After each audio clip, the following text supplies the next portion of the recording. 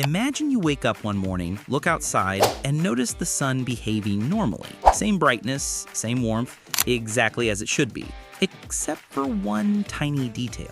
Every single photon the sun emits, every ray of light, every spark of energy has been redirected into a perfectly straight, perfectly horrifying, 1 meter wide death beam aimed directly at Earth. If this sounds like the kind of idea only a comic book villain would approve of, you're absolutely right. Because the moment this thing turns on, Earth stops being a planet and starts being a physics demonstration gone wrong. Let's walk into the disaster carefully. The sun releases 3.8 times 10 to the 26 watts of power every second. Normally, Earth gets a polite, friendly fraction of that, about 1/2 billionth, enough to keep us alive without instantly vaporizing us. But if all of the sun's energy were squeezed into a 1 meter beam, congratulations, you've invented a cosmic laser pointer capable of erasing continents faster than you can say, "I regret everything." The beam wouldn't reach the ground. Not because we're lucky, but because the atmosphere would explode first. The top layer of air would be heated to millions of degrees,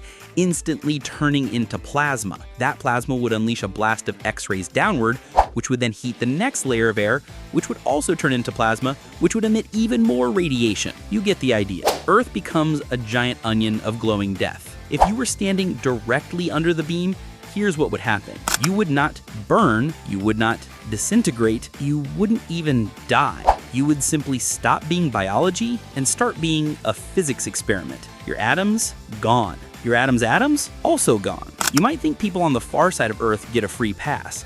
They don't. Even without seeing the beam, they'll still meet their doom courtesy of two things: twilight and the moon. As the beam tears through the atmosphere, the scattering produces an expanding bubble of thermal radiation, wrapping the Earth like a global sunrise made of fire. It sweeps around the planet in minutes. Everything overheats. The beam stops sunlight from hitting the moon, but the explosion on Earth lights the moon anyway. The reflected moonlight becomes so intense that yes, moonlight alone would burn you. This is officially the worst nightlight ever invented. There is one tiny, hopeful detail. Unless the beam tracks Earth rotation, our planet only stays in its path for about 7 minutes. Unfortunately, 7 minutes of total solar power to the face is still enough to strip away much of the atmosphere, boil the oceans, and turn the crust into a suggestion. But, and this is the impressive part, Earth itself would survive. Not life, not civilization, not the atmosphere, but the planet would still be here, floating through space as a glowing, smooth,